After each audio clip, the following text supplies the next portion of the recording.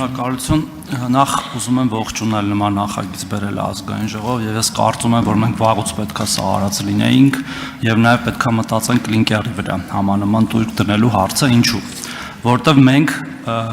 ի ուրախություն մեզ կարողանում ենք ամբողջական ցիկլով ապահովել ցեմենտի արտադրությունը, որը դուք ինչպես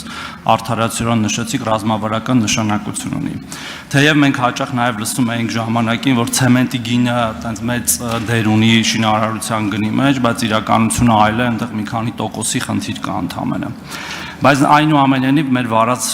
քաղաքականության եւ ոչ միայն դրա պատճառով մենք խնդիր ունենք ներքին արտադրողներից, մեծ արտադրողներից մեկի հետ, խոսքը հերազդան ցեմենտի մասին է։ Ես գիտեմ, որ այնտեղ կա սնանկացման գործընթաց, որը հերթական սնանկացման գործընթացներից է վերջի տասնամյակների ընթացքում։ Ու նաեւ հաշվի առնելով այդ ռազմավարական դերը ու նաեւ այն ցեմենտի մարկաները, որ հերազդան ցեմենտը արտադրում է, կառավարությունը որևէ ճանապարհային քարտեզ ունի այդ հսկային փրկելու համար։ Շնորհակալություն։ Շնորհակալություն պարոն Թորոսյան հարցի համար։ Հրազդան ցեմենտի հետ կապված ասեմ, որ այո, այդ գործընթացը այս բան գտնվում է կառավարության ուշադրության կենտրոնում։ Մի քանի անգամ կոնսուլտացիաներ եւ հանդիպումներ ա եղել այնտեղի սեփականատերերի հետ եւ այս բանին մշակվում է ճանապարհային քարտեզ, ինչպես կարելի է այդ հարցը լուծել։ Գիտեք, որ այնտեղ ֆինանսական որոշակի խնդիրներ են առաջացել, որի արդյունքում սնանկացման գործընթացը սկսել։ Ինչ վերաբերում է ցեմենտին, մենք դուք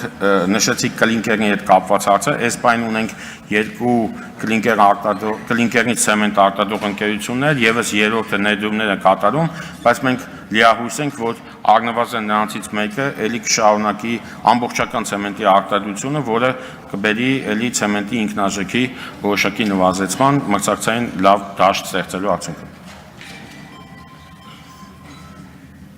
Արձագանք։ Շնորհակալություն պարոն Զաքարյան, ուզում եմ մի առաջարկ անել, որը միգուցե քննարկումների արդյունքում դառնա կենսունակ, այսպես ասած, տեսեք, նաև հաշվի առնելով կառավարության վարած քաղաքականությունը նմանատիպ մեծ ռազմավարական օբյեկտների հետ, այդ թվում հանքարդյունաբերական, ես առաջարկում եմ նաև դիտարկել հրազդան ցեմենտի առողջացման ծրագրում կառավարության մասնաբաժին ունենալու տարբերակը, որտեղ անքննելի է, որ եթե մենք ներքին արտադրության այսինքն խոշոր գործարաններ չունենանք,